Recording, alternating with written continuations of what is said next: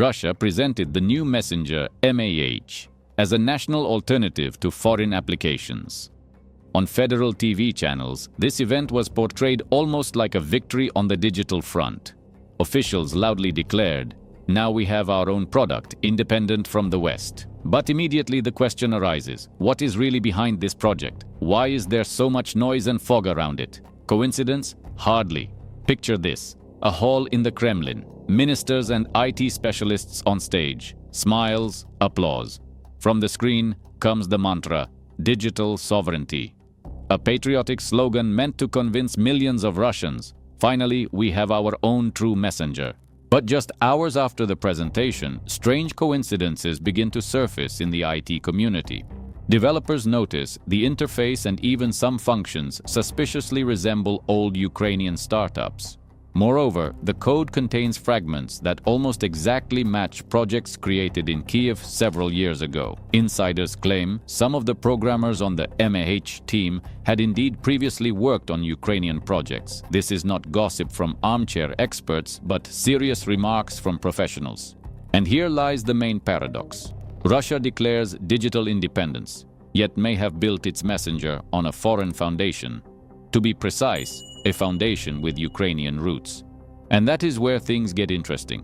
Because to officially admit this would destroy the entire image of import substitution and digital sovereignty, especially in times of conflict when any mention of Ukrainian technologies becomes taboo. So, it is no surprise that the authorities try to bypass this issue in silence. Official press releases say nothing about the team's origin. Only one phrase: "This is a domestic development." But is it really? Or are we looking at a cleverly repackaged project merely passed off as Russian? Because control over messengers is not just business. It is the data of millions of users, the correspondence of officials, military personnel, business people. And if the version about Ukrainian roots is true, then millions of Russians have entrusted their private conversations to code created by foreign hands. The risk is enormous. For the authorities, this is not just a scandal. It is a blow to the very idea of digital independence. And here is the central question. If this is all true, why are the authorities so desperately hiding the origin of MAH? Officials continue to insist, MAH is our answer to Western services. We no longer depend on foreign technologies. The statements sound confident, but the louder they are repeated, the more questions arise. Behind the scenes of the IT community, the talk is, why hide the team's composition at all if everything is so clean?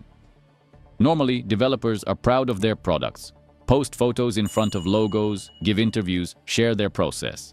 Here, only silence. Even the project's website looks too sterile. No names, no team stories, only slogans about independence and digital sovereignty. It looks more like a political poster than the description of a modern IT product.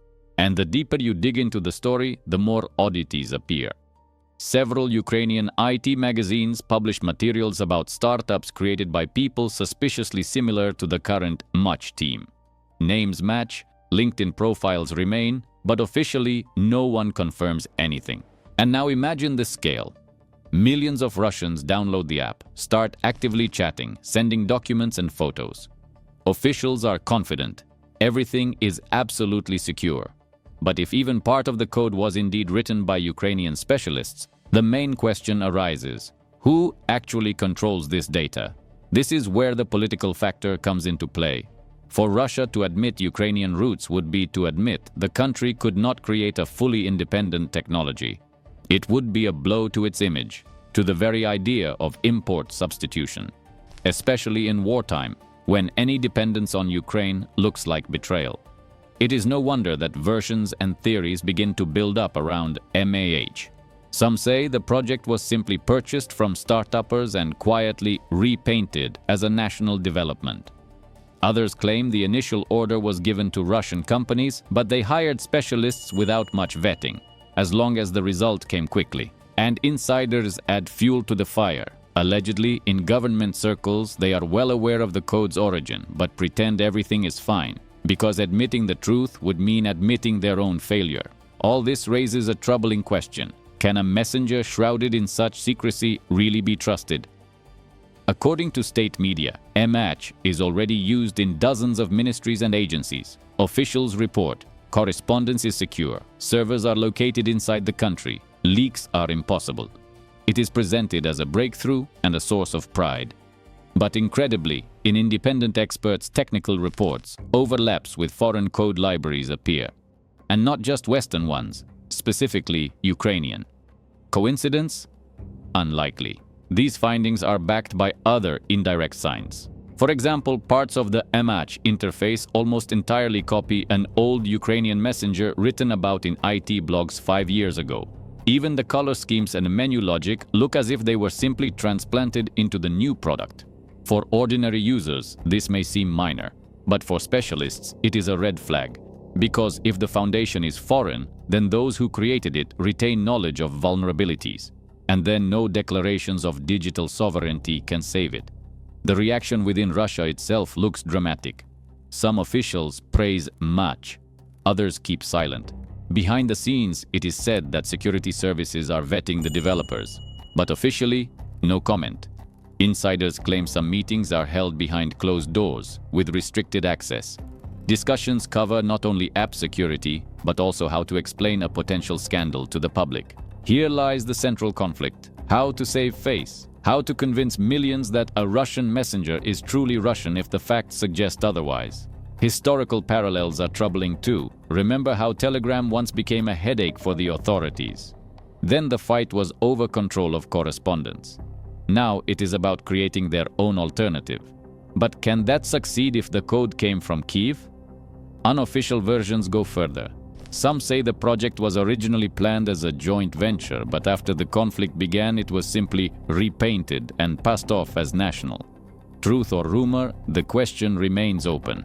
But the more officials stay silent, the louder the voices in the IT community. And the loudest of them asks, can millions of secret conversations really be trusted to code with such questionable roots? The fact remains. Controlling messengers today means controlling entire societies. Chats are no longer just about exchanging messages. They hold documents, photos, videos, business negotiations, the personal lives of millions.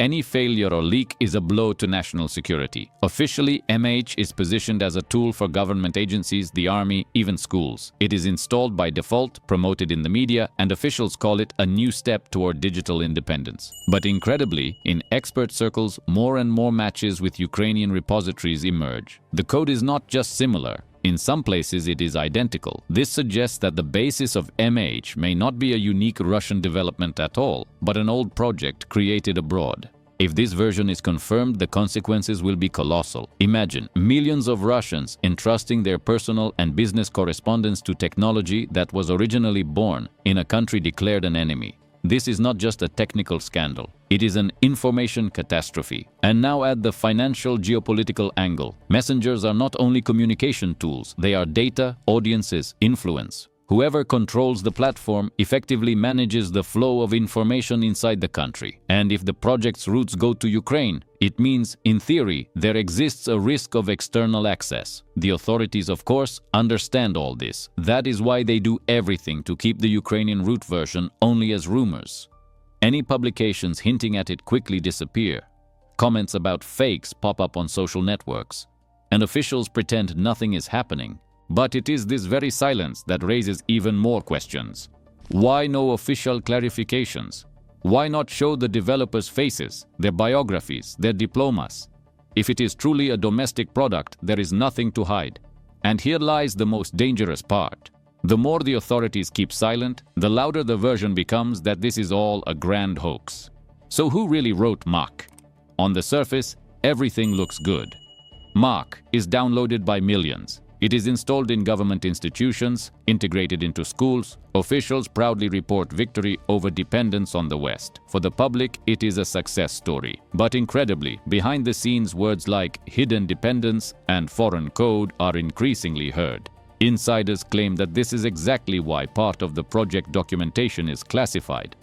Not because it holds some unique know-how, but because in those files there may be traces of someone else's work. And this version explains the oddities. No public team. Secrecy. Loud slogans without technical details. All this looks more like camouflage than a transparent IT project. And now imagine the rumors are confirmed. millions of Russians suddenly learned that the messenger they entrusted with their conversations was not grown in Russia but in Ukraine, the scandal would be louder than the Telegram story, because it would strike not only at security but at the very myth of digital independence. And then the main question will no longer be who wrote the code, but who all this time was hiding the truth. Who and why allowed the illusion that the country had its own messenger when in fact it could have been assembled from foreign technologies? Truth or conspiracy? The question is still open. But one thing is clear: if the versions are confirmed, we will witness a scandal that will overturn the entire perception of Russian digital sovereignty. And the key question is the world ready for what might soon be revealed?